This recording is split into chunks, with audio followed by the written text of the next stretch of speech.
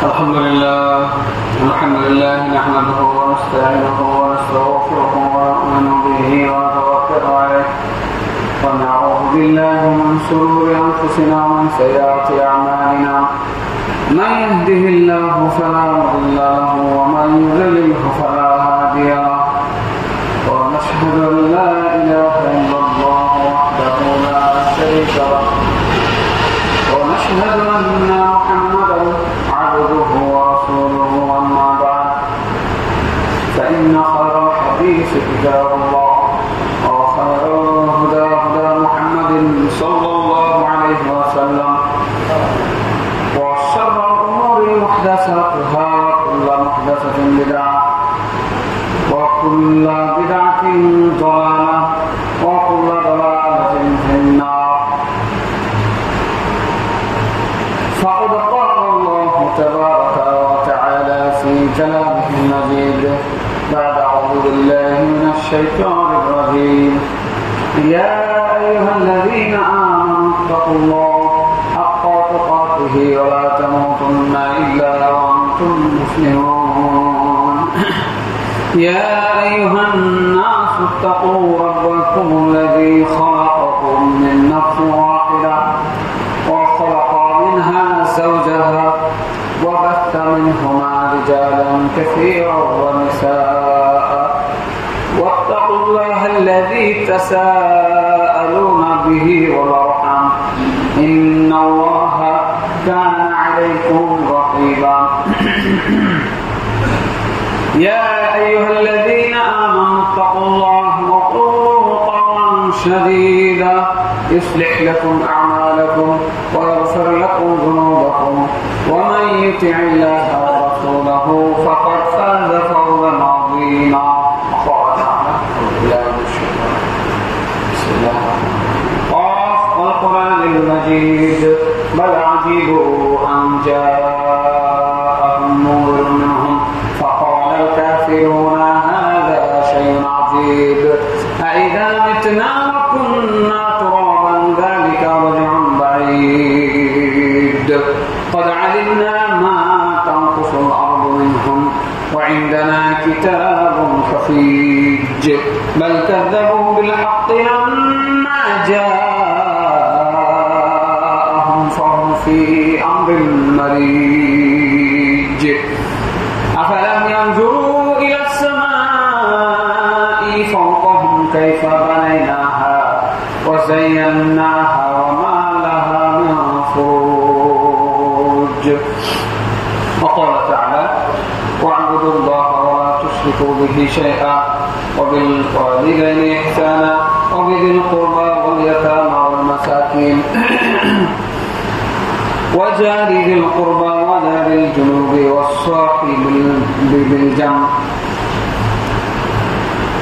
وابن السبيل وما ملكت أيمانكم إن الله لا يحب من كان مختالا فخور. قال النبي صلى الله عليه وسلم لا يدخل الجنة قاطع. যাবতীয় হামদ সানা আল্লাহ রাব্বুল আলামিনের জন্য, যাবতীয় দুরূদ ও সালাম তার শেষ নবী মুহাম্মদ সাল্লাল্লাহু আলাইহি ওয়াসাল্লামের জন্য। 12 বর্ষীয় কাজী মণ্ডলের টোলা জামা মসজিদে সম্মানিত মুসল্লিবৃন্দ, আহলে হাদিস জামা মসজিদের আলোচনা করতে একটা আলাদা তৃপ্তি অনুভব হয়। কিন্তু দুঃখ লাগে যখন নবী মুহাম্মদ সাল্লাল্লাহু আলাইহি ওয়াসাল্লামের নাম উচ্চারিত হওয়ার পরেও মসজিদ গুঞ্জরিত হয় না, সাল্লাল্লাহু আলাইহি ওয়াসাল্লাম বলা হয় না, তখন খুবই দুঃখ লাগে। রাসূল সাল্লাল্লাহু আলাইহি ওয়াসাল্লাম মিম্বারে উঠছেন আর দোয়া করছেন আমিন। প্রথম সিঁড়িতে পা দিয়ে, দ্বিতীয় সিঁড়িতে পা দিয়ে আবারও বলছেন আমিন, তৃতীয় সিঁড়িতে পা দিয়ে আবারও বলছেন আমিন।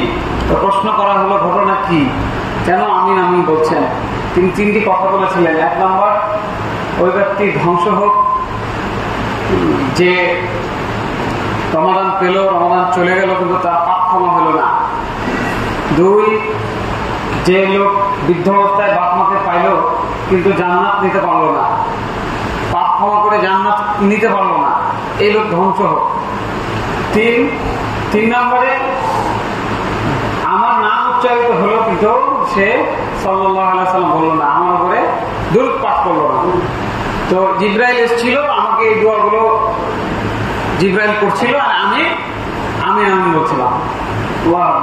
জিবরাইল আলাইহিস সালাম দোয়া করছেন ওই লোক ধ্বংস হোক যেই লোকের সামনে আমাদের নবী মুহাম্মদ সাল্লাল্লাহু আলাইহি ওয়াসাল্লামের নাম উচ্চারিত হলো কিন্তু সে দুরূদ পড়ল না। তখন তিনি আমিন বলেছেন। জিবরাইল আলাইহিস সালামের দোয়া, আল্লাহ রাসূল সাল্লাল্লাহু আলাইহি ওয়াসাল্লামের আমিন, দুইটা কি মিস যেতে পারে? পারে না। কাজেই আমরা বিষয়টাকে খেয়াল রাখবো, একটু সজাগ দৃষ্টি রাখবো। জানা কথা আবারও বললাম, এই জন্য আল্লাহ সুবহানাহু ওয়া তাআলা বলছেন ফাযাক্কির ইন্না যিকরা তানফাউল মুমিনিন, তুমি উপদেশ দাও, উপদেশ মানুষের কাজে আসে, মুমিনদের উপকারে আসে।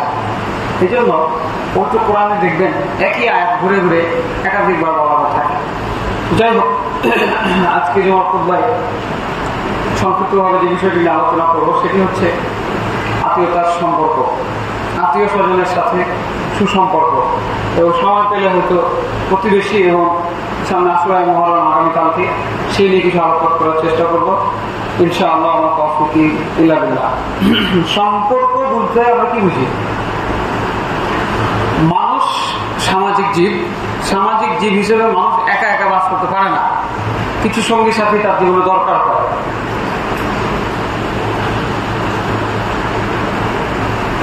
এই সঙ্গী সাথীর সাথে তার যে একটা রিলেশনশিপ, তার যে উঠা বসা, তাদের যে পারস্পরিক চাহিদা, তাদের যে পারস্পরিক প্রয়োজন মেটানোর যে পন্থা পদ্ধতি, এটাই হচ্ছে সম্পর্ক, এটাই হচ্ছে রিলেশন।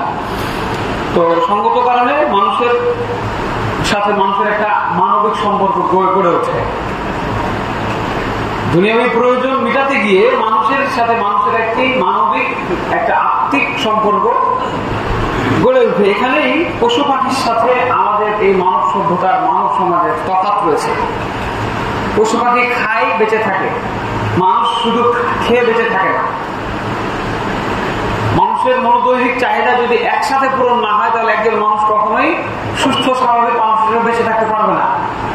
মানুষ কোটি কোটি টাকার মালিক হয়ে গেলেও অনেক সময় শোনা যায় যে আত্মহত্যা করে বসে। কেন? কারণ এই একাকিত্ব জীবন তার ভালো লাগে না। বৃদ্ধ পিতা কোটি টাকার প্রাসাদের মধ্যে জীবনযাপন করছেন একাই। অশিক্ষিত গ্রাম থেকে উঠে আসা কোনো চাকর বাকর তার দেখাশোনা করে, তাও ঠিক মতো করে না। বিছানায় পায়খানা করলে কি আর ওই মানুষ আর মন দিয়ে তাকে ভালোবাসবে? ভাববে না। ছেলে থাকে কানাডায়, ছেলে থাকে সুইডেনে, ছেলে থাকে অস্ট্রেলিয়ায়, কি করবে? সহ্যও হয় না। এই দুঃখ কষ্ট নিয়ে অনেকে আত্মহত্যা করছে। কাজেই আমাদের এই সামাজিক ভারসাম্য রক্ষা করতে গেলে আমাদের একটি মানবিক সম্পর্ক, আত্মার সম্পর্কের দিকে ফিরে যেতে হবে। তো পারস্পরিক মানুষের এই যে আত্মার সম্পর্ক, এটিকেই বলা হয় আত্মীয়তা। এক কথায় আত্মার সাথে জড়িত যে সম্পর্ক সেটাই হচ্ছে আত্মীয়তা। এখন আত্মীয়তার সম্পর্ক মূলত দুই ধরনের হয়ে থাকে। নাম্বার ওয়ান, সরাসরি রেহেমের সাথে যে সমস্ত সম্পর্ক যুক্ত সেগুলো হচ্ছে এক ধরনের, এক প্রকার। এটি হচ্ছে সবচাইতে গুরুত্বপূর্ণ সম্পর্ক। যেমন পিতামাতা, মামা, চাচা, খালা, ফুফু, এগুলো হচ্ছে আপনার মায়ের জরায়ুর সাথে কানেক্টেড একটি সম্পর্ক। মায়ের জরায়ুর মাধ্যম দিয়ে আপনার জন্ম হয়েছিল বলেই এই ব্যক্তিগুলোকে আপনি আত্মীয় স্বজন হিসেবে পেয়েছেন। আর আরেকটি সম্পর্ক হচ্ছে বৈবাহিক সম্পর্ক। বিবাহের মাধ্যমে যে রিলেশনগুলো হয় সেগুলো এক ধরনের আত্মীয়তা। তো আমরা পবিত্র কোরআন থেকে এই বিষয়গুলো, কোরআন এবং হাদিস থেকে জানার চেষ্টা করি। আল্লাহ সুবহানাহু ওয়া তাআলা বলেন, ওয়া হুয়া আল্লাযী খালাকা মিনাল মা'i বাশারান ফাজআলনাহু নাসাবান ওয়া সিহরা। তিনি হচ্ছেন সেই আল্লাহ যিনি মানুষকে সৃষ্টি করেছেন পানি থেকে, এরপর তিনি তাদের মধ্যে সৃষ্টি করে দিয়েছেন বৈবাহিক সম্পর্ক এবং বংশগত এবং বৈবাহিক সম্পর্ক। তাহলে বোঝা গেল একটা বংশীয় সম্পর্ক যেমন আল্লাহর দান, একটা বৈবাহিক সম্পর্ক আল্লাহর দান, এটি আল্লাহর নির্ধারিত একটি নিয়ম। আমরা আজকে দেখতে পাই সমাজে প্রায় সর্বস্তরেই বিবাহের প্রচলন রয়েছে, সেটা মুসলিম হোক অমুসলিম হোক, কিন্তু মূলত এই বৈবাহিক সম্পর্কটা আদম আলাইহিস সালামের সেই প্রথম জোড়া থেকে কিন্তু সৃষ্টি হয়েছে। যেমন আল্লাহ সুবহানাহু ওয়া তাআলা বলছেন, যে আয়াতটি আমি শুরুতে তেলাওয়াত করেছি, ইয়া আইয়ুহান নাস তাকু রাব্বাকুমুল্লাযী খালাকাকুম মিন নাফসিন ওয়াহিদা ওয়া খালাকা মিনহা যাওজাহা ওয়া বাসসা মিনহুমা রিজালান কাসীরান ওয়া নিসাআ ওয়াত্তাকুল্লাহাল্লাযী তাসাআলুনা বিহি ওয়াল আরহাম ইন্নাল্লাহা কানা আলাইকুম রাকীবা। হে মানব সকল, তোমরা তোমাদের প্রতিপালককে ভয় করো, যিনি তোমাদেরকে সৃষ্টি করেছেন একটি মাত্র আত্মা থেকে, মানে কার থেকে? আদম আলাইহিস সালাম থেকে, এবং তার থেকে তিনি সৃষ্টি করেছেন তার স্ত্রী হাওয়া আলাইহিস সালামকে, এবং এই দুজন থেকে তিনি ছড়িয়ে দিয়েছেন পৃথিবীর বুকে বহু নর এবং নারী। তো সেই সূত্রে আমরা সবাই কিন্তু একই পরিবারের অংশ। সেই আদম আলাইহিস সালাম হাওয়া আলাইহিস সালামের সেই যুগল এক জোড়া মানুষ থেকে আমাদের সৃষ্টি করা হয়। যেমন সূরা হুজুরাতে আল্লাহ সুবহানাহু ওয়া তাআলা বলছেন, আমি তোমাদেরকে এক জোড়া মানুষ থেকে সৃষ্টি করেছি, ফাজআলনাকুম কবাইলা শুউবান ওয়া কবাইলা লিতাআরাফু। এরপর তোমাদেরকে আমি বিভিন্ন বংশে, গোত্রে, জাতিতে ভাগ করেছি। কেউ বাংলাদেশি, কেউ পাকিস্তানি, কেউ ইন্ডিয়ান, কেউ সৌদি আরবের লোক, তাই না? কেউ কালো, কেউ সাদা, কেউ নিগ্রো। এই যে ভাগ, এই যে বিভক্তি, এটি আমি কেন করেছি? ইন্না খালাকনাকুম মিন যাকারিন ওয়া উনসা, তোমাদেরকে একটা পুরুষ আর একটা নারী থেকে সৃষ্টি করে এত ভাগ কেন করেছি? কারণ যাতে করে তোমরা লিতাআরাফু, একজন আরেকজনের সাথে পরিচিত হতে পারো। এই যে আমি কোথায় দাঁড়িয়ে বললাম কাজী মন্ডলের টোলা, এটি কি একটা পরিচিতি না? এর মাধ্যমে সহজেই চেনা যায় যে হ্যাঁ, এই এলাকাটার নাম হচ্ছে কাজী মন্ডলের টোলা। 12 রশিয়ার মানুষ, হায়াত মোড়ের মানুষ, এই যে তফাৎগুলো দিয়ে আল্লাহ, আমরা কি ওই চাপাই শহরের মানুষ, মানে তারা খুব নামি দামি সম্মানী, আর এরা কি অসম্মানী? এটি নয়, বরং শেষে কি আল্লাহ সুবহানাহু ওয়া তাআলা বলছেন পরিচিতির জন্য এই বিভক্তি, ইন্না আকরামাকুম ইনদাল্লাহি আতকাকুম, তোমাদের মধ্যে সব থেকে বেশি সম্মানী সেই যার তাকওয়া বেশি। আল্লাহু আকবার। আল্লাহর কাছে সব থেকে সম্মানজনক ব্যক্তি, সে গ্রামে থাকে না শহরে থাকে, দেশে থাকে না বিদেশে থাকে, এটি কোনো মানদণ্ড নয়, বরং আল্লাহর কাছে মানদণ্ড হচ্ছে আত-তাকওয়া, আল্লাহর ভীতি। তারপরে বৈবাহিক সম্পর্কের মাধ্যমে যে সম্পর্ক তৈরি হয়, এ ব্যাপারে আমরা একটি হাদিস থেকে জানতে পারি। হাদিসটি রয়েছে আবু দাউদের 3903 নম্বর হাদিস। বনু মুস্তালিক যুদ্ধে যখন রাসূল সাল্লাল্লাহু আলাইহি ওয়াসাল্লাম বিজয় লাভ করলেন, তো তারা তো সবাই অমুসলিম ছিল। অমুসলিমদের বিরুদ্ধে যুদ্ধ করার পর তাদের গোত্র নেতা মানে প্রধানের মেয়ের নাম ছিল জুয়াইরিয়া, তাকে বিয়ে করার মাধ্যমে সেই বংশের প্রায় 100 পরিবারকে আল্লাহ রাসূল সাল্লাল্লাহু আলাইহি ওয়াসাল্লাম মুক্তি দিলেন, তারা সবাই মুসলমান হয়ে গেল। সুবহানাল্লাহ। এবং পরবর্তীতে ইতিহাসে এই বংশটিকে আসহাবু রাসূলিল্লাহ সাল্লাল্লাহু আলাইহি ওয়াসাল্লাম বলে পরিচিত করা হতো। মানুষ জানতো যে এটা হচ্ছে আসহাবু রাসূলিল্লাহ সাল্লাল্লাহু আলাইহি ওয়াসাল্লাম, আল্লাহ রাসূলের শ্বশুরের বংশ। তাহলে বৈবাহিক সম্পর্কের মাধ্যমেও যে একটি বংশ তৈরি হতে পারে, এটি তার একটি প্রমাণ। এরপরে আমরা জানবো আত্মীয়তার সম্পর্কের গুরুত্ব কি। আল্লাহ সুবহানাহু ওয়া তাআলা এই ব্যাপারে বলছেন, ওয়া'বুদুল্লাহা ওয়া লা তুশরিকু বিহি শাইআ, তোমরা আল্লাহর ইবাদত করবে এবং আল্লাহর সাথে কাউকে শরীক করবে না। এটি হচ্ছে সবথেকে গুরুত্বপূর্ণ কাজ। জীবনে যদি চলে যায়, জ্বালিয়ে দেওয়া হলো, হত্যা করা হলো, মিথ্যা কথা বলা যাবে না, শিরক করা যাবে না। কাউকে যদি জ্বালিয়ে পুড়িয়ে হত্যা করা হয়, তবুও আপনি শিরক করবেন না, একমাত্র আল্লাহর ইবাদত করবেন। এটি হচ্ছে সবথেকে গুরুত্বপূর্ণ বিষয়। এর পাশাপাশি আল্লাহ তাআলা বলছেন, ওয়াবিল ওয়ালিদাইনি ইহসানা, বাপ মার সাথে ভালো আচরণ করবে। আর আত্মীয় স্বজনের প্রথম যে সিঁড়ি, প্রথম যে ধাপ, সেটি হচ্ছে আমাদের পিতা, আমাদের মাতা। তাহলে আল্লাহর সাথে শিরিক করা যে ভয়ানক পাপ, আল্লাহর সাথে শিরিক না করা যতটা গুরুত্বপূর্ণ কাজ, আল্লাহর ইবাদত, আল্লাহ তো আমাদের তার ইবাদতের জন্য সৃষ্টি করেছে, ভিন্ন কোনো কাজই নাই আমাদের। প্রত্যেকটা পদক্ষেপে আমরা আল্লাহ কি চান, আল্লাহ কিসে খুশি হবে, আল্লাহ সেই কাজটা আমরা করবো। আল্লাহ কি চান না, কোন কাজে আল্লাহ নারাজ হবে না, আমরা বুঝে আমাদের জীবন, আর এই জন্য আমাদের সৃষ্টি করা হয়েছে। যেমন তিনি বলছেন,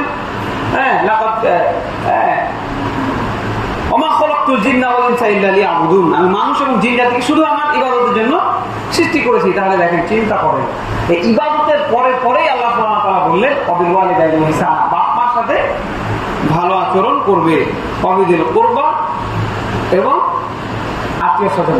স্পেশালি আবার তিনি আত্মীয় স্বজনের কথাটি বললেন, ওয়াল ইয়াতামা ওয়াল মাসাকিন ওয়া যারিল কুরবা ওয়া যারিল জুনুব, এবং ইয়েতিম মিসকিনের সাথেও ভালো আচরণ করবে, নিকট প্রতিবেশীর সাথে ভালো আচরণ করবে, দূর প্রতিবেশীর সাথেও ভালো আচরণ করবে।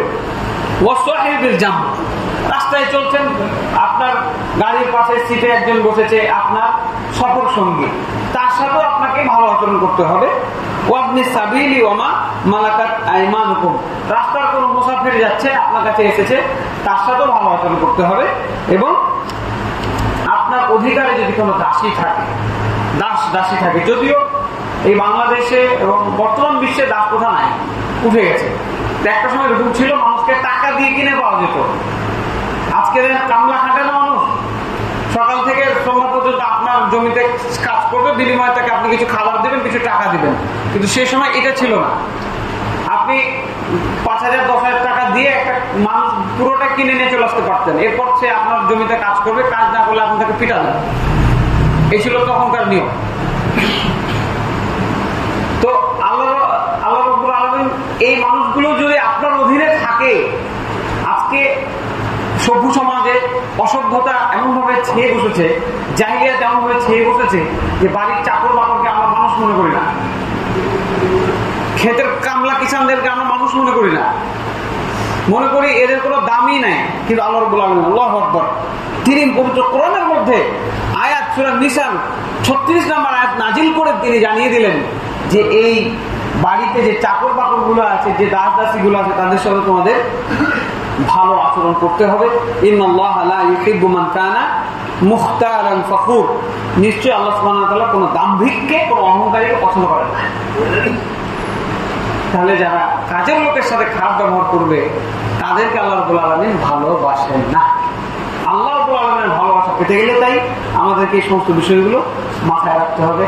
শুরুতে যেটি বললাম, আত্মীয়তার সম্পর্কের ব্যাপারে আমাদেরকে আরো সজাগ হতে হবে। আজকে আমাদের সামাজিক অবস্থা দিন দিন এতটাই ভঙ্গুর হয়ে যাচ্ছে যে আত্মীয় স্বজনের সাথে আমরা সুসম্পর্ক কিভাবে বজায় রাখতে হয় এটি আমরা শিখছি না। পারিবারিক ভাবে আমাদের এই শিক্ষাগুলো এখন উঠে যাচ্ছে। আল্লাহ রাব্বুল আলামিন আমাদের হেফাজত করেন, আল্লাহুম্মা আমিন। আত্মীয়তার ব্যাপারে যে আজকে আমরা সূরা নিসার 1 নম্বর আয়াতে দেখতে পেলাম, এটি তাকওয়ার সাথে রিলেটেড একটি বিষয়। সকল মানুষকে ডেকে আল্লাহ রাব্বুল আলামিন বলছেন, ইয়া আইয়ুহান নাসু তাকু রাব্বাকুম, তোমাদের রবকে তোমরা ভয় করো। তাহলে যে আত্মীয়তার সম্পর্ক ঠিক রাখবে সে মূলত তাকওয়াশীল ব্যক্তি, আর তাকওয়াশীল ব্যক্তিরা আত্মীয়র সাথে অবশ্যই সম্পর্ক ঠিক রাখবে, ভাইস ভার্সা, একটা আরেকটার সাথে কানেক্টেড। আপনি যদি অনেক বড় তাহাজ্জুদ গুজার ব্যক্তি হন, কিন্তু আপনার আত্মীয় স্বজনের সাথে সম্পর্ক ভালো না হয়, তাহলে আপনি আল্লাহর কাছে তাকওয়াশীল হিসেবে পরিগণিত হবেন না, যদিও মানুষ, সমাজের মানুষ আপনাকে অনেক পরিষ্কার বলতে পারে। এরপরে আমরা বলতে পারি আত্মীয়তার সম্পর্ক রক্ষা করা মুমিনের আলামত। আপনি যে ইমানদার, আপনি আল্লাহকে বিশ্বাস করেন, আমি পরকালে বিশ্বাস করি, পরকালে শাস্তির ভয় করি, পরকালে মুক্তির আশা রাখি, জান্নাতের আশা রাখি, তার মানে আমার বাহ্যিক নিদর্শন হবে আমি আত্মীয় স্বজনের সাথে ভালো আচরণ করবো। রাসূল সাল্লাল্লাহু আলাইহি আল্লাহ সুবহানাহু ওয়া তাআলা বলেন, মুমিনের বৈশিষ্ট্য উল্লেখ করতে গিয়ে ওয়াল্লাযীনা ইয়াসিলুনা মা আমারাল্লাহু বিহি আন ইউসাল, তারা ওই সম্পর্ক রক্ষা করে চলে, ওই সম্পর্কগুলো ঠিক রাখার চেষ্টা করে যেগুলো ঠিক রাখতে আল্লাহ রাব্বুল আলামিন আদেশ করেছেন। তাহলে শুরুতে আমরা আদেশ দেখলাম যে আত্মীয়তার সম্পর্ক ঠিক রাখো, আর এখানে আল্লাহ রাব্বুল আলামিন বলছেন যে মুমিনরা তাদেরকে যে সম্পর্কগুলো ঠিক রাখতে বলা হয়েছে সেগুলো তারা ঠিক রাখে। সূরা রাদ আয়াত নম্বর 21। এছাড়াও রাসূল সাল্লাল্লাহু আলাইহি ওয়াসাল্লাম আরো সুস্পষ্ট ভাষায় বিষয়টি উল্লেখ করে বলেছেন, ওয়ামান কানা ইউমিন বিল্লাহ ওয়াল ইয়াউমিল আখির ফালইয়াসিলুর রাহিমাহু, যেই ব্যক্তি আল্লাহকে বিশ্বাস করে, পরকালে বিশ্বাস করে, সে যেন আত্মীয় স্বজনের সাথে সম্পর্ক ঠিক রাখে। আজকে টুকটাক কিছু কিছু হচ্ছে কিনা, এই দুনিয়াবি ভোগবিলাসকে কেন্দ্র করে, দুনিয়াবি বিষয়কে কেন্দ্র করে, একটু সামান্য চলাফেরাকে কেন্দ্র করে কি পাইলাম কি পাইলাম না, কি বললাম কি শুনলাম, এই সমস্ত ছোট্টখাট্ট বিষয়কে নিয়ে কেন্দ্র করে বছরের পর বছর মানুষ সমাজে দেখা যায় তারা কথা বলে না, পিতামাতার সাথে তারা কথা বলে না। কত বড় নালায়েক, কত বড় নিমুখারাম হলে এই ধরনের আত্মবিধ্বংসী সিদ্ধান্ত একটা ছেলে, একটা সন্তান নিতে পারে। কত বড় হতভাগা হলে একটা সন্তান, যে সন্তানকে কষ্ট করে তার মা জন্ম দিয়েছে, তার সাথে সেই সন্তান কথা না বলে থাকতে পারে। এটি তো গেল পিতামাতা। তারপরে ভাই বোন আর চাচা মামা খালুদের সাথে তো ঘরে ঘরে দ্বন্দ্ব। আল্লাহু আকবার। কি এক বিঘত জমি নেই, কেউ জমি কি কেউ কবরে নিয়ে যাবেন? একটু রাস্তা নিয়ে প্রায় প্রত্যেকটি পরিবারে আজকে এই অবক্ষয় নেমে এসেছে। মানুষ আত্মীয়তার সম্পর্কের ব্যাপারে সচেতন থাকছে না। আল্লাহ রাব্বুল আলামিন আমাদের সচেতনতা, সতর্কতা অবলম্বনের তৌফিক দান করেন, আল্লাহুম্মা আমিন। এরপরে দেখেন, আত্মীয়তার সম্পর্ক রক্ষা করাটা মুমিনের বৈশিষ্ট্য, মুত্তাকির বৈশিষ্ট্য। আর আত্মীয়তার সম্পর্ক ছিন্ন করা কাদের বৈশিষ্ট্য? আল্লাহ সুবহানাহু ওয়া তাআলা বলছেন সূরা বাকারার 27 নম্বর আয়াতে, ওয়া ইয়াকতাউনা মা আমারাল্লাহু বিহি আই ইউসাল। কাফেরদের বৈশিষ্ট্য হচ্ছে তারা আল্লাহ যে সম্পর্ক ঠিক রাখতে বলেছে তারা সেই সম্পর্ক নষ্ট করে। কাফের এবং মুনাফিকদের বৈশিষ্ট্য এটি, যারা আত্মীয় স্বজনের সাথে সম্পর্ক ঠিক রাখবে না, তাদের চরিত্র ওই কাফের মুনাফিকদের মতো। এরপরে দেখেন, পিতামাতার সম্পর্কে তো এতগুলো মানে কন্টেন্ট আছে যে 2-3টা খুতবা লাগবে। শুধু যদি আত্মীয় স্বজনের যে প্রথম সিঁড়ি, যে প্রথম ধাপ, পিতামাতা নিয়ে আলোচনা করা যায়, এতগুলো আয়াত যে কোরআনের মধ্যে বর্ণিত রয়েছে, আপনি পড়লে চিন্তা করবেন, চিন্তায় পড়ে যাবেন। ইভেন যুদ্ধে যাওয়ার বিপরীতে আল্লাহ রাসূল সাল্লাল্লাহু আলাইহি ওয়াসাল্লাম বলেছেন বাপ মার খেদমত করতে হবে। আল্লাহ সুবহানাহু ওয়া তাআলা সূরা বনী ইসরাঈলের মধ্যে দ্ব্যর্থহীনভাবে ঘোষণা করেছেন, ওয়াকাদা রাব্বুকা আল্লা তা'বুদু ইল্লা ইয়াহু ওয়া বিল ওয়ালিদাইনি ইহসানা। আল্লাহ রাব্বুল আলামিন এটা নির্ধারণ করে দিয়েছেন, স্থির করে দিয়েছেন, বাধ্যতামূলক করে দিয়েছেন, তুমি আল্লাহ ছাড়া আর কারো ইবাদত করবে না, বাপ মার সাথে ভালো আচরণ করবে। ইম্মা ইয়াবলুগান্না ইনদাকাল কিবারা আহাদুহুমা আও কিলাহুমা ফালা তাকুল লাহুমা উফিন ওয়া লা তানহারহুমা। তোমার জীবদ্দশায় যদি তারা দুজনে কিংবা তাদের কোন একজন বার্ধক্যপূর্ণ হয়, বুড়ো হয়ে যায়, তাহলে বিরক্ত হয়ে তাদেরকে কখনো উফ পর্যন্ত বলবে না। বিষয়টি ভাববার কোরআনের আয়াত। কেউ যদি কোরআনের একটা অক্ষরকে অস্বীকার করে তাহলে সে কাফের হয়ে যাবে। লা হাওলা ওয়ালা কুওয়াতা ইল্লা বিল্লাহ। বিরক্ত হয়ে বলা যাবে না, হটগে মা কি করছিস গে, খালি একই কথা আপনার কাছে ঘেনার ঘেনার করিস, আছে না নাই? ফালা তাকুল লাহুমা উফিন, আল্লাহ রাব্বুল আলামিন বললেন পর্যন্ত বলতে পারবা না। ওয়ালা তানহারহুমা, খবরদার ধমক দিবা না। কোথায় আছে আমাদের ঈমান? ওয়াখফিদ লাহুমা জানাহা যুল্লি মিনার রাহমাহ, দয়ার সাথে হাত দুখানটা নরম করে দাও। ছোটতে ওই যে বাচ্চা খালে খেল হয় না, আপনার স্ত্রী কিভাবে আপনার সন্তানটাকে দয়ার সাথে নরম হাত দিয়ে কিভাবে তুলে, বিছানা থেকে পায়খানা করলে বাবু বাবু সোনা বাবু, লাগে লাগে না লাগে না, উঠো উঠো উঠো বলে না, ওই রকম আল্লাহ রাব্বুল আলামিন বলছেন বাপমার সাথে এটা করতে হবে। ওয়াখফিদ লাহুমা জানাহা যুল্লি মিনার রাহমাহ ওয়া কুর রাব্বিরহামহুমা কামা রাব্বায়ানি সগীরা। আর তুমি এই দোয়াটা আল্লাহর কাছে করো, আল্লাহ আমার বাপ মাকে এখন ওভাবে দেখো যেভাবে তারা আমাকে ছোটবেলায় দেখেছে। আজকে মসজিদে মসজিদে দোয়া নিয়ে মারামারি হয়। কজন মানুষ আল্লাহর কাছে বাপ মার জন্য রাতে কেঁদে কেঁদে দোয়াটা করেন? আজকে সমাজের একটা শ্রেণী বলে আমরা আহলে হাদিসরা দোয়া উঠিয়ে দিতে এসেছি। কয়টা দোয়া জানেন আপনি? কয়টা দোয়া করেন আপনি? দোয়ার অর্থ কি বুঝেন আপনি? আপনি তো খালি বুঝেন ইমাম সাহেব নামাজ পড়ে মুখ ফিরাইলই না, ওদিকে মুখ ফিরিয়ে বললো আল্লাহুম্মা আমিন বিহাক্কি লা ইলাহা ইল্লাল্লাহ, শেষ আপনার দোয়া। জি না, বাপ মার জন্য খাস করে আল্লাহর কাছে দোয়া করতে হবে, আল্লাহ তুমি আমার বাপ মাকে ওইভাবে দেখো যেভাবে তারা আমাকে ছোটকালে দেখেছে। বাপ মার কাছে, বাপ মার জন্য আল্লাহ রাব্বুল আলামিনের কাছে দোয়া করতে হবে। বিশেষ করে প্রত্যেক সালাতে সালাম ফেরানোর আগে এই দোয়াটি অবশ্যই করবেন। এটি তাদের জন্য একটি আপনাদের জরুরি এবং গুরুত্বপূর্ণ কাজ। এরপরে রিজিক বৃদ্ধি পাবে। আপনি যদি আত্মীয় স্বজনের সাথে ভালো সম্পর্ক রাখেন, আল্লাহ রাব্বুল আলামিনের আদেশকে যদি আপনি মেনে চলেন, তাহলে আমাদের জীবনে রিজিক বৃদ্ধি হবে। কিন্তু বাস্তবে কি দেখি আমরা? বেশি মানুষের সাথে ঘনিষ্ঠতা করা যাবে না, বেশি বেশি কুটুম চলে আসবে বাড়িতে, তাই না? সুসম্পর্ক বজায় করতে গেলেই খরচ বেড়ে যাবে।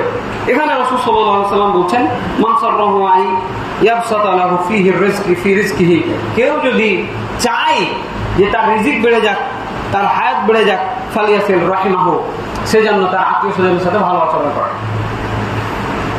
আপনি যদি চান যে আপনার আয় রোজগার বেড়ে যাক, আপনি যদি চান যে আপনি দুনিয়াতে বেঁচে থাকেন, আমরা বলি না তোমার রিজি রোজগারে আল্লাহ বরকত দেখ, তোমার হায়াতে আল্লাহ বরকত দেখ, এটা মানুষ দোয়া করলে তখন না পাইলেন, কিন্তু নিজে থেকেই যদি আপনি আপনার পিতা মাতা ভাই বোন আরো যারা আত্মীয় স্বজন আছে তাদের সাথে সম্পর্ক ঠিক রাখেন, আল্লাহ রাব্বুল আলামিন অটোমেটিক্যালি আপনার রিজিকে বরকত দিয়ে দিবেন, আপনি নিজেও এটা বুঝতে পারবেন না। এরপরে আত্মীয় স্বজনের সাথে যদি আমরা সুসম্পর্ক বজায় রাখি, আল্লাহ রাব্বুল আলামিন আমাদের উপর সন্তুষ্ট থাকবেন, আমাদের বাকি জীবনে যত বিপদ আপদ আছে সেগুলো আল্লাহ আমাদের দূর করে দেবেন, আমাদের জীবনযাপন থেকে সহজ করে দেবেন। আল্লাহ রাব্বুল আলামিন যেন আমাদেরকে আত্মীয়তার সম্পর্ক ঠিক রাখার তৌফিক দান করেন, আল্লাহুম্মা আমিন। এখন আত্মীয় স্বজনের সাথে সম্পর্ক ছিন্ন করেছেন কিভাবে বুঝবেন? ধরেন আপনি কথা বলছেন না, বছরের পর বছর চলে যাচ্ছে, ভাই কোথায় পড়ে আছে, দেখা সাক্ষাৎ তো দূরে থাকলো, এখন মোবাইলের যুগ হওয়া সত্ত্বেও কথা হয় না, কথা বলছেন না, তার কোনো খোঁজ খবর রাখেন না, অসুস্থ হয়েছে তাকে দেখতে যান না, বাপ্পার সম্পত্তি থেকে বঞ্চিত করে রেখেছেন, এ তো ঘরে ঘরে সমস্যা। বাপ মরে গেছে, আপনাকে আজকে জমি ভাগ করে দিতে হবে, এটি সামাজিক নিয়ম করতে হবে, যেহেতু এই সমাজটা কলুষিত।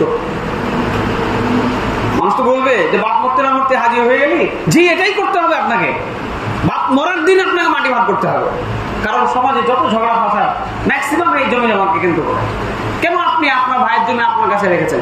আপনার বাপের ছিল সেদিন আপনি যা প্রেজেন্ট করেছেন, আজ আপনার বাপ মরে গেছে, এই সম্পদ আপনার না, এই সম্পদ আপনার ভাইয়ের, এই সম্পদ আপনার বোনের।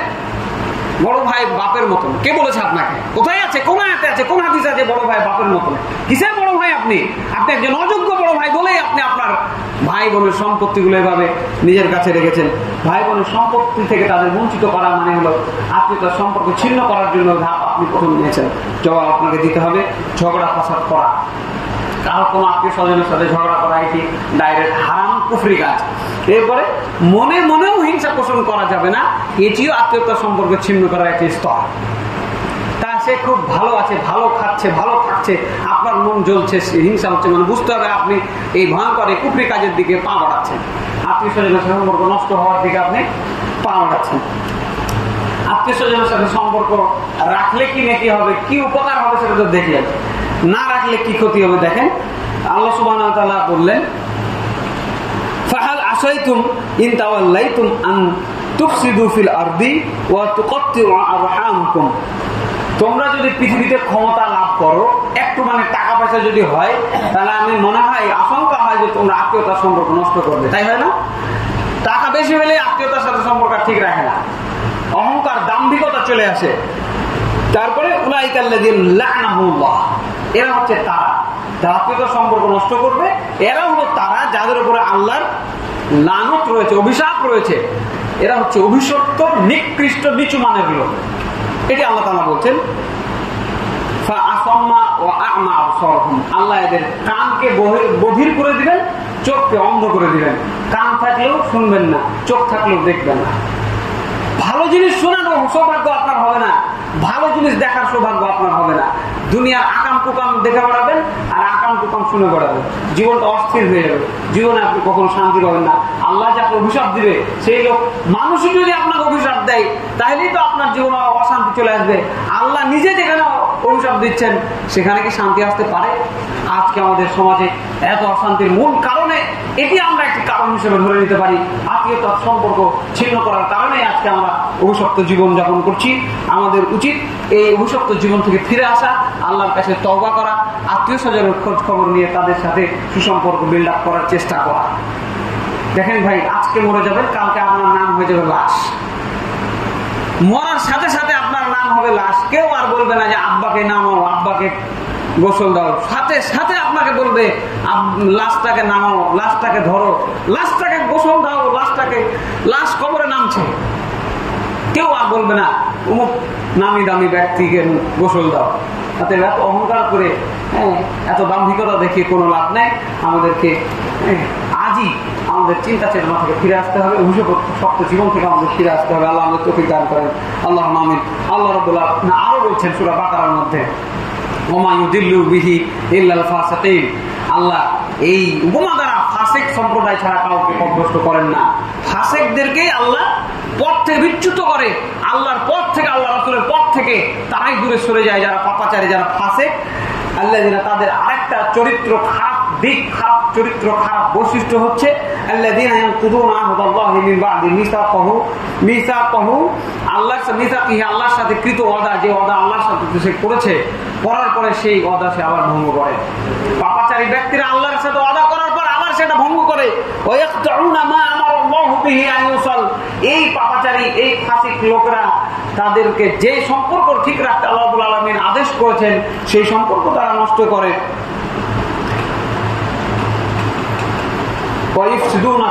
এবং দুনিয়াতে এরা ফাসাদ সৃষ্টি করে দেয়, যত ঝগড়াঝাটি, আকাম কুকাম, মানুষের সাথে দ্বন্দ্ব, এরা এই কাজগুলো করে বেড়ায়, যারা ফাসিক, যারা পাপাচারী। এই ব্যাপারে আল্লাহ সুবহানাহু ওয়া তাআলা বলেছেন উলাইকা হুমুল খাসিরুন, এরা হলো ধ্বংসপ্রাপ্ত। ওই জায়গায় হলো অভিশপ্ত, এই জায়গায় হলো ধ্বংসপ্রাপ্ত। আল্লাহর চাইতে সত্যবাদী, সত্য সংবাদদাতাকে আপনার হতে পারে। পবিত্র কোরআনের মধ্যে আল্লাহ রাব্বুল আলামিন আমাদেরকে এদিকে ইঙ্গিত করে আমাদের জীবনকে সুন্দর করে সাজানোর জন্য আহ্বান জানাচ্ছেন। আসুন আমরা পবিত্র কোরআন এবং সহিহ হাদিসের আলোকে জীবন গড়ি। আসুন আমরা আমাদের আত্মীয়তার সম্পর্কগুলোকে আবার নতুন করে বিল্ড আপ করি।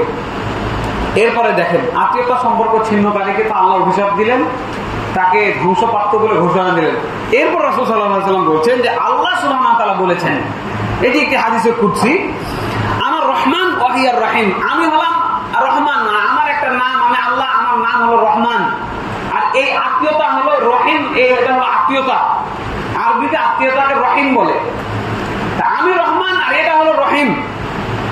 শাকাতু লাহা ইসমান মিন ইসমি, আমার এই রহমান নাম থেকেই আমি এই নামটি রেখেছি। আমার নাম যে রহমান, এই নাম থেকে এই রহিম নামটি আমি রেখেছি, আত্মীয়তা নামটি আমি রেখেছি।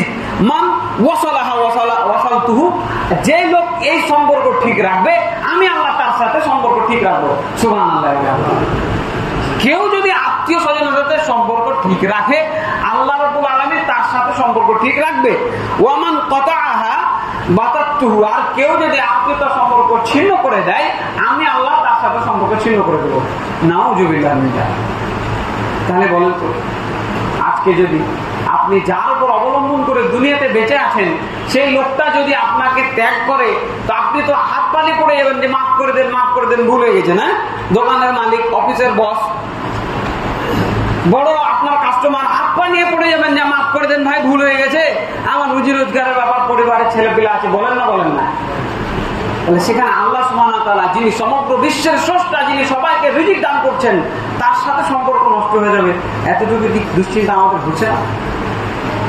আজকে বাসায় গিয়ে পিতামাতার সাথে কথা বলবেন, ভাইয়ের সাথে দ্বন্দ্ব হয়ে থাকে, আজকে গিয়ে খুতবায় শুনেছি এটি একটি ভয়ানক পাপ, ভাই আসো আমাকে মাফ করে দাও, যা হয়েছে ভুলে যান, পিঠ খালি আছে, তোমার যদি মনে হয় তুমি বড় ভাই, আমি ছোট ভাই, তো দুটো পিঠে মেরে দাও, আমি বড় ভাই হয়ে তোমার হাত ধরতে যদি বলো তাও আমি তোমার হাত ধরবো, কিন্তু ভাই আমাকে মাফ করে দাও, ভুল হয়ে গেছে, যা করেছি। কারণ আল্লাহ আমার সাথে সম্পর্ক রাখবে না, আল্লাহ আমাকে ধ্বংসপ্রাপ্তদের খাতায় আমার নাম তুলে দিবেন, আল্লাহ আমাকে অভিশপ্ত বলে ঘোষণা দিয়ে রেখেছেন। নাউযুবিল্লাহ মিন যালিক। সুতরাং এই সম্পর্কগুলোর ব্যাপারে আসুন আমরা আরো বেশি অধিক হারে সজাগ হই। দুনিয়া আখিরাতে এই লোকদের জন্য শাস্তিও রয়েছে। শুধু যে আপনাকে অদৃশ্য কিছু বললাম যা মরার পর হবে তা নয়, দুনিয়া তো এই সমস্ত লোকের জন্য শাস্তি রয়েছে। রাসূল সাল্লাল্লাহু আলাইহি ওয়াসাল্লাম বলছেন যে দেশের শাসকের সাথে বিরোধিতাকারী আর আত্মীয়তার সম্পর্ক ছিন্নকারী ছাড়া আর কেউ নাই, আমি দেখিনি, আমি জানি না এরকম কারো সংবাদ, যাকে আল্লাহ দুনিয়াতেও শাস্তি দেন, আখিরাতেও শাস্তি বাকি রাখেন। নাউযুবিল্লাহ। বুখারী হাদিস নাম্বার 2400। বুখারী মানে তো বুঝেন, ওই যে আমাদের শাইখ আব্দুর রাজ্জাক বিন ইউসুফ বলেন না যে আম গাছে যে আম ধরে যেতে পারে, ধরে না, আম গাছে যে আম ধরে যেতে পারে, কিন্তু এই যে কথা বললাম, এই যে বুখারীর হাদিস, এটি কখনো মিথ্যা হতে পারে না। আত্মীয়তার সম্পর্ক দেখতেও পায় না, কখন শাস্তি হবে আপনি নিজের অজান্তে নিজেই বুঝতে পারবেন না। আপনাকে আল্লাহ রাব্বুল আলামিন দুনিয়াতে শাস্তি দিবেন, এটি রাসূল সাল্লাল্লাহু আলাইহি ওয়াসাল্লাম বলেছেন। শাসকের সাথে যদি বিদ্রোহ করেন, অমুকের চরিত্র ফুলের মতো পবিত্র, আপনার নিজেরই তো চরিত্র খারাপ, আপনি লোকের চরিত্রের সার্টিফিকেট দিয়ে বেড়াচ্ছেন। হ্যাঁ, আল্লাহর আইন চাই, সৎ লোকের শাসন চাই, এই মুখরোচক স্লোগান দিয়ে আপনি জেলের তালা ভাঙবো, অমুক খুলে আনবো, আপনি কি এগুলো উশৃঙ্খল বিশৃঙ্খল কথাবার্তা বলে বেড়াচ্ছেন? কোন সাহাবী এ ধরনের নোংরা স্লোগান দিয়েছেন বলেন? অমুকের কিছু হলে জ্বলবে আগুন ঘরে ঘরে, আল্লাহ রাসূল সাল্লাল্লাহু আলাইহি ওয়াসাল্লাম বেনামাজিকে পুড়িয়ে মারতে চেয়েছিলেন কিন্তু মারেনি। আপনি কোথা থেকে শিখে এসেছেন যে ঘরে ঘরে আপনি আগুন জ্বালাবেন? আপনি কোথা থেকে শিখে এসেছেন যে আপনি পেট্রোল বোমা মেরে মানুষকে পুড়িয়ে মারবেন? এই বিদ্যা, এই শিক্ষা আপনাকে কে দিয়েছে? কোন মাদ্রাসা থেকে পড়েছেন আপনি? কোন আয়াত থেকে, কোন হাদিস থেকে এই ফালতু জিনিসগুলো আপনি শিখেছেন? আপনি তো আল্লাহর আইন চাচ্ছেন, আপনি তো সৎ লোকের শাসন চাচ্ছেন। সে আল্লাহর আইন, সেই সৎ লোকের শাসনকে আল্লাহ রাসূল চাননি, তার সাহাবায়ে কেরাম চাননি। তারা যেভাবে আল্লাহর জমিনে আল্লাহর দ্বীনকে বাস্তবায়ন করেছেন, সেইভাবেই আপনাকে আল্লাহর জমিনে আল্লাহর দ্বীনকে বাস্তবায়ন করতে হবে। কোন আব্রাহাম লিঙ্কনের থিওরিকে দুনিয়ার বুকে বাস্তবায়ন করে, কোন গণতান্ত্রিক নিয়মকে বাস্তবায়ন করে, কোন সামাজিক সমাজতন্ত্রের নিয়মকে বাস্তবায়ন করে, এই পৃথিবীর মানুষের নোংরা নীতিকে বাস্তবায়ন করে আপনি আল্লাহর আইনকে দুনিয়াতে কখনো কায়েম করতে পারবেন না। এটি কখনো আল্লাহর নিয়ম নয়, বরং আল আকিমুদ্দিন আন আকিমুত তাওহীদ আন আকিমুদ্দিন ওয়া লা তাতাফাররাকু ফীহি, এর অর্থ হচ্ছে দুনিয়াতে তোমরা দ্বীন কায়েম করো, আল্লাহর তাওহীদ কায়েম করো। চলে যাচ্ছেন বছর শেষে মাজারে আপনি সিজদা দিতে, আপনি আবার কিসের তাওহীদ বাদিল? আপনার ব্যবসায় ধস নামলে আপনি হাহুতাশ করেন, আপনি রিজিক দাতা আল্লাহ এটাই বিশ্বাস করেন না, আপনি আবার কিসের আপনি তাওহীদ দেশে কায়েম করবেন? আপনি তাওহীদের স্লোগান তো ঠিকই দিচ্ছেন, হ্যাঁ, তাওহীদি জনতা বলে আপনি মঞ্চ কাঁপিয়ে দিচ্ছেন, অথচ আপনি হাতে তখন আপনার তাবিজ লাগানো আছে। আপনি কিসের তাওহীদে বিশ্বাস করেন? যেখানে রাসূল সাল্লাল্লাহু আলাইহি ওয়াসাল্লাম বলেছেন, মান আল্লাকা তামিমাতান ফাকাদ আশরাকা, যেই লোক তাবিজ ঝুলাবে সে শিরক করবে। তাবিজ পড়ে আপনি বলছেন তাওহীদি জনতার পক্ষ থেকে বলছি আল্লাহর আইন চাই, সৎ লোকের শাসন চাই, অমুকের কিছু হলে জ্বলবে আগুন ঘরে ঘরে। রাসূল সাল্লাল্লাহু আলাইহি ওয়াসাল্লাম বললেন এই লোককে আল্লাহ রাব্বুল আলামিন দুনিয়াতেও শাস্তি দিবে, আখিরাতেও শাস্তি বাকি। আবার বাপ মার সাথে, আত্মীয় স্বজনের সাথে যারা সম্পর্ক নষ্ট করবে তাদেরকেও আল্লাহ রাব্বুল আলামিন দুনিয়াতে শাস্তি দিবেন, আখিরাতে শাস্তি বাকি রাখবেন। আল্লাহ রাব্বুল আলামিন আমাদের এমন হতভাগা হওয়া থেকে রক্ষা করেন, আল্লাহুম্মা আমিন। এবার শেষ অ্যান্টিভানামটা শুনে নেন। রাসূল সাল্লাল্লাহু আলাইহি ওয়াসাল্লাম বলছেন, লা ইয়াদখুলুল জান্নাতা কাতির, আত্মীয়তার সম্পর্ক ছিন্নকারী জান্নাতে যাবে না, হারাম। কোটি টাকা দিয়ে হজ করে এসেছেন, লাভ হবে না। আত্মীয় স্বজনের সাথে সম্পর্ক ছিন্ন করে যদি মারা যান, অভিশপ্ত জীবন নিয়ে যদি মারা যান, জান্নাত আমার আপনার কপালে হবে না। বিষয়টি বোঝার জন্য আল্লাহ আমাদের তৌফিক দান করেন, আল্লাহুম্মা আমিন। তিনি আরো বলেন, লা ইয়াদখুলুল জান্নাতা মুদমিনুল খামর, যারা নিয়মিতভাবে এই নিশাদার দ্রব্য পান করে তারা জান্নাতে যাবে না। ওয়ালা মুমিনুন বিসিহর, যারা জাদুতে বিশ্বাস করে যে জাদু মনে সত্য কিছু, হ্যাঁ, এরা জান্নাতে যাবে না। জাদুর একটা প্রতিক্রিয়া আছে, আল্লাহ যতটুকু দিয়ে রেখেছেন। কিন্তু যারা জাদু করে, জাদুর কাছে যায় কোন মেয়েকে বিয়ে করার জন্য, কোন মেয়ের সংসার ভাঙার জন্য, এই গ্রাম অঞ্চলে এগুলো বেশি হয়, তাই না? গ্রাম অঞ্চলে এই কুফরিগুলা, এই শিরকগুলা, বড় বড় তাহাজ্জুদ গুজার ব্যক্তিরা এই ধরনের অনেকগুলো করে বসে। যারা জাদু টোনা করবে এরা মুশরিক, পাক্কা মুশরিক। রাসূল সাল্লাল্লাহু আলাইহি ওয়াসাল্লাম হত্যা করতে বলেছে, হত্যা করতে বলেছে, আপনি করবেন না, শাসক করবে, ডিসিএসপির আদেশ দিবে, হ্যাঁ, জল্লাদ হত্যা করবে। সাহাবায়ে কেরাম বলছেন, আমি নিজে হত্যা করেছি আল্লাহ রাসূলের আদেশে। জাদুকারীকে, ওই কবিরাজকে হত্যা করতে হবে, যেই কবিরাজ স্বামী স্ত্রীর মধ্যে দ্বন্দ্ব লাগানোর জন্য কবিরাজি করে, জাদু টোনা করে। এরপরে তিনি বলছেন, ওয়ালা কাতির রাহিম, আত্মীয়তার সম্পর্ক ছিন্নকারী জান্নাতে যাবে না। বিষয়গুলো আমি বুখারী এবং মুসলিমের হাদিস থেকে ম্যাক্সিমাম বলছি। আপনারা বিষয়টিকে অবশ্যই গুরুত্ব দিয়ে শোনার এবং জানার এবং বোঝার চেষ্টা করুন। সম্মানিত মুসলিম প্রিয় ভাই, হ্যাঁ, আত্মীয়তার সম্পর্কের ব্যাপারটি এতটাই অবহেলিত, অমূল্যায়ন করা হচ্ছে আমাদের সমাজে, এতটাই এই বিষয়টিতে আমরা ঘোরের মধ্যে রয়েছি, অজ্ঞতা অজানার মধ্যে রয়েছি, যে ধীরে ধীরে এটা একদম তলানিতে চলে যাচ্ছে। আমাদেরকে আজই এখনই ফিরে আসার জন্য চেষ্টা করতে হবে। এই জন্য প্রথমেই আমাদেরকে বেশি বেশি জ্ঞান অর্জন করতে হবে, আল্লাহ ভীতি অর্জন করতে হবে। এখন প্রশ্ন আসতে পারে যে ঠিক আছে, আপনার কথা মতো আজ থেকে আমি আত্মসম্পর্ক রাখবো, কিন্তু কিছু আত্মীয় স্বজন আছে দেরি হয়ে যাচ্ছে, আমি খুব দুঃখিত। শেষ করি, সময় নেব একটু। আমি তো ভাই ভালোভাবে চলতে চাচ্ছি, কিন্তু আমার আত্মীয় স্বজন যে আমার সাথে চলতে চায় না, গায়ে পড়ে ঝগড়া করতে আসে না, এরকম সোজা ঘাড়ে বোঝা চাপাই আছে না, সোজা পেলে আপনার উপরে লেগে গেল, মানে দুদিন পর টাকা ধারছে, আর টাকা ধার লওয়ার পরে আর খোঁজ খবর নেই। হ্যাঁ, দুদিন পর আসে কি কীর্তি করবে আপনার সাথে, জমির ভাগ দেননি কিন্তু জমির 10 গুণ টাকা নিয়ে চলে গেছে বহিন আপনার কাছে, আছে না এরকম? এখন কি করবে? নাম্বার 1, যদি বৈবাহিক সম্পর্ক হয়, যদি আল্লাহর সাথে সম্পর্ক রাখার কারণে এই সমস্ত লোক আপনার সাথে সম্পর্ক রাখতেন না চাই, আপনি সম্পর্ক রাখবেন না, এতে কোনো গুনাহ হবে না। বৈবাহিক সম্পর্ক, কিন্তু যদি বংশীয় সম্পর্ক হয়, তাহলে আপনাকে অবশ্যই তার সাথে সম্পর্ক রক্ষা করতে হবে। বিষয়টি কতটা ভয়ানক, কতটা গুরুত্বপূর্ণ। আপনার ভাই যদি আপনাকে মারতে আসে, সেই হাবিল কাবিলের ঘটনা থেকে আপনাকে শিক্ষা দিতে হবে। কাবিল হাবিলকে মারতে আসলো, হাবিল বললো আমি তোমাকে মারবো না, ওইটা হইতে হবে আপনাকে। রাসূল সাল্লাল্লাহু আলাইহি ওয়াসাল্লামকে জিজ্ঞাসা করা হলো, আমার ঘরে ঢুকে যদি সাবল দিয়ে গুতা মারে আমাকে, তখন কি করবো? তখন তিনি বললেন, তুমি আদমের ভালো ছেলেটির মতো হবা। সম্পর্ক ভালো রাখতে হবে আত্মীয় স্বজনের সাথে, যদি সেটা মায়ের জড়ার সাথে, বাপের সাথে কানেক্টেড সম্পর্ক হয়। বুঝতে পেরেছেন? এরপরে রাসূল সাল্লাল্লাহু আলাইহি ওয়াসাল্লাম আরেকটু সুন্দর করে ব্যাখ্যা করে বলে দিলেন যে আত্মীয়তার সম্পর্ক রক্ষাকারী ওই ব্যক্তি নয় যে খাতির পেলে সম্পর্ক ঠিক রাখে। বুঝলেননি? আপনাকে খুব আপনার আত্মীয় খেতে দেয়, ভালোই টাকা পয়সা ধার দেয়, বিপদ আপদে সাহায্য করে, এর সাথে আপনার সম্পর্ক খুব ভালো, আর আপনি বলছেন আমি আত্মীয় সাথে খুব ভালো সম্পর্ক রাখি। আল্লাহ রাসূল সাল্লাল্লাহু আলাইহি ওয়াসাল্লাম বলছেন যে না, এই ব্যক্তি আত্মীয়তার সম্পর্ক রক্ষাকারী নয়, বরং আত্মীয়তার সম্পর্ক রক্ষাকারী হচ্ছে সে যার সাথে তার আত্মীয়রা সম্পর্ক নষ্ট করলেও সে আত্মীয়তার সম্পর্ক ঠিক রাখে। সুবহানাল্লাহ। আসুন আমরা এই বিষয়গুলো মাথায় নিই, কিভাবে আমরা আত্মীয়তার সম্পর্ক ঠিক রাখতে পারি সে ব্যাপারে আমি কিছু পরামর্শ দিয়ে যাই। 1 নম্বর, আত্মীয়তার গুরুত্ব সম্পর্কে যে কথাগুলো বললাম তো অল্প, খুব বেশি এত বলা যায় না, মোটামুটি কিতাব বের হয়ে গেছে আলহামদুলিল্লাহ, আপনার সেখান থেকে জ্ঞান অর্জন করতে হবে। রেগুলার আত্মীয়তার সম্পর্ক রক্ষা করা কেন জরুরি, এটা আপনি যদি 1 মাস না পড়েন, তাহলে পরের মাসে আপনি আরেকটা অন্যায় করে বসবেন, একটা বিপদ দেখে আনবেন। রেগুলার পড়াশোনা করবেন, যেহেতু এটা এত গুরুত্বপূর্ণ, আল্লাহর ইবাদতের পরে পরেই আত্মীয়তার সম্পর্ক ঠিক রাখতে বলা হয়েছে। তাহলে যেমন নামাজ পড়তে হবে কিভাবে শিখবেন, একইভাবে আপনাকে শিখতে হবে আত্মীয়তার সাথে সম্পর্ক রাখতে হবে কেন, এর গুরুত্ব কি। এরপরে আত্মীয়তার সম্পর্ক ছিন্ন করার ভয়ানক পরিণতি বারবার এটা নিয়ে চিন্তা করবেন। কি কি বললাম বলেন তো?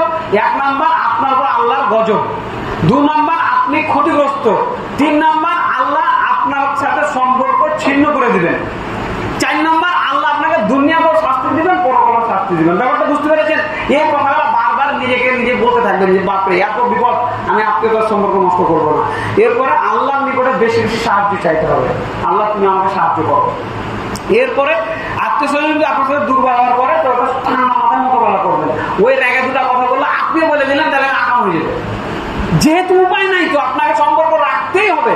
অতএব কেউ কিছু বলে দিলেই ওর পিছনে আপনি লেগে যাবেন না, ওর ব্যাপারে আরেকটা লোককে কিছু বলতে যাবেন না, কারণ ওই লোক আপনার সম্পর্ক জোড়া থাকতে চায় না, ও চায় যে আর একটু লেগে যাবে শীঘ্র। বুঝতে পেরেছেন? এই জন্য ঠান্ডা মাথায় তাদেরকে মেনটেন করতে শিখতে হবে।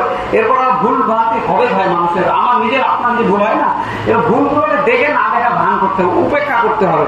এরপরে তাদের পাপ অপরাধ যা হয় এটা ক্ষমা করে দিতে হবে। হাত জোড় করে মাপ চাইছে, আপনি মাফ করে দেন তাড়াতাড়ি, ঠিক আছে ভাই যাও, ওকে ঠিক আছে মাফ করে দিলাম। বিনয় নম্র আচরণ করতে হবে, উগ্রতা কখনো দেখাবেন না।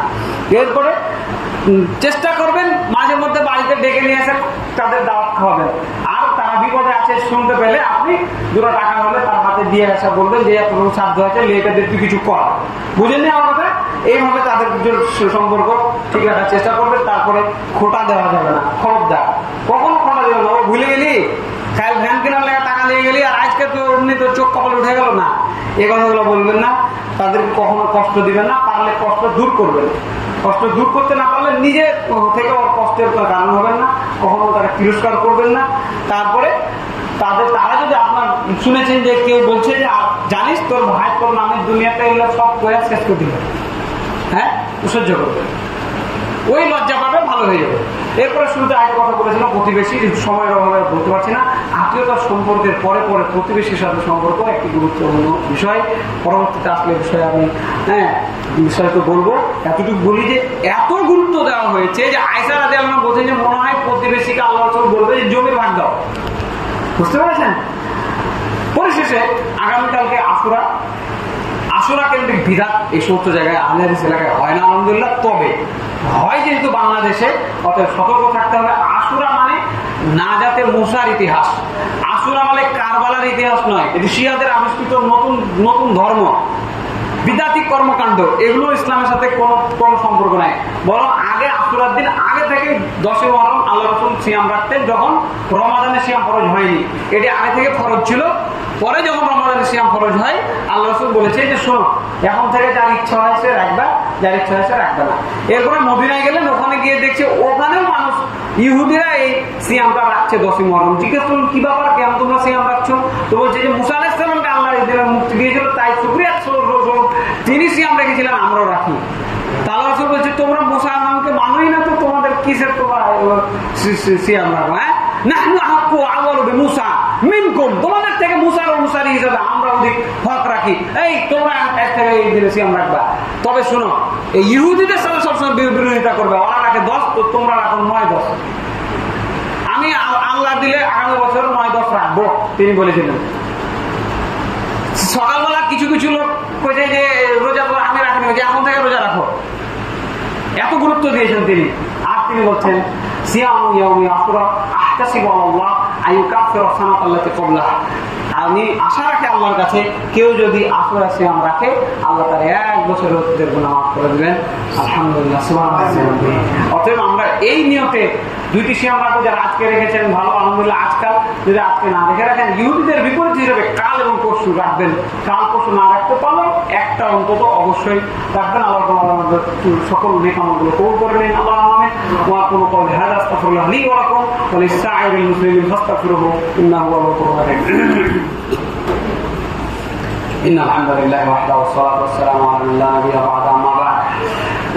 قال سبحانه إن الله وملائكته يصلون على النبي يا أيها الذين آمنوا صلوا عليه وسلموا تسليما. اللهم صل على محمد وعلى آل محمد كما صليت على إبراهيم وعلى آل إبراهيم إنك حميد مجيد. اللهم بارك على محمد وعلى آل محمد كما باركت على إبراهيم وعلى آل إبراهيم إنك حميد مجيد. ربنا ظلمنا أنفسنا وإن لم تغفر لنا وترحمنا لنكونن من الخاسرين. ربنا لا تزغ قلوبنا بعد إذ هديتنا وهب لنا من لدنك رحمة إنك أنت الوهاب. آمين বলে সবাই।